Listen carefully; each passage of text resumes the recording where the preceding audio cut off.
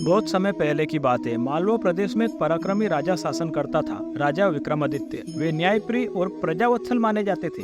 लेकिन जैसे हर महान राजा के सामने चुनौती आती है, वैसे ही राजा विक्रमादित्य के सामने भी एक परीक्षा आई। एक दिन दरबार में एक गरीब किसान आया। उसका कपड़ा फटा हुआ था, चेहरा धूल से भरा था और आंखों में आंसू थे। वह राजा के सामने झुककर बोला, महाराज, मैं रोज खेतों में मेहनत करता हूँ, लेकिन मेरे खेत के किनारे तालाब एक सामंत जमींदार ने कब्जा कर लिया है। वह मुझे पानी नहीं लेने देता।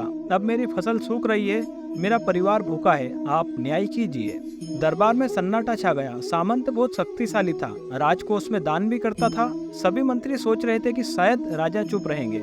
राजा विक्रमादित्य कुछ देर सोचते रहे, फिर उन्होंने दृढ़ आवाज में बोला, इस राज्य में हर व्यक्ति को बराबर का हक है। पानी किसी की जागीर नहीं है, सामंत को बुलाया जाए। सामंत आया और बड़े घमंड से बोला, महाराज, यह तालाब तो मैंने खुद ने खुदवाया है, तो मैं इसको अपना पानी क्यों दूं?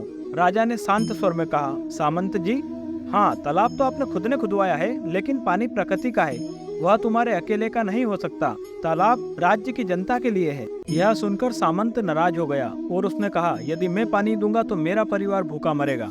राजा ने किसान से पूछा, अगर तुम्हें पानी मिल जाए तो क्या तुम सिर्फ अपनी ही फसल सींचोगे या दूसरों को भी बांटोगे? किसान बोला, महाराज, मैं गरीब हूँ, लेकिन मेरे खेत का पानी अगर बचेगा तो मैं दूसरों को बांटूंगा, क्योंकि भूख सबकी समान होती है। यह सुनकर दरबार गूंज उठा।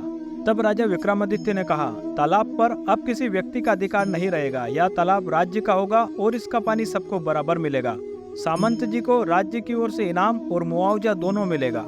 अब राज्य में जय जयकार के नारे गूंज उठे। अब किसान खुशी से रो पड़ा और बोला, महाराज, आप सच्चे धर्म राजा है। आज आपने सिर्फ पानी नहीं दिया है, बल्कि जीने के लिए आशा भी दे दी है। दरबार में बैठे लोग आपस में बात करने लगे। यही कारण है कि विक्रमादित्य को इतिहास आज भी याद करता है।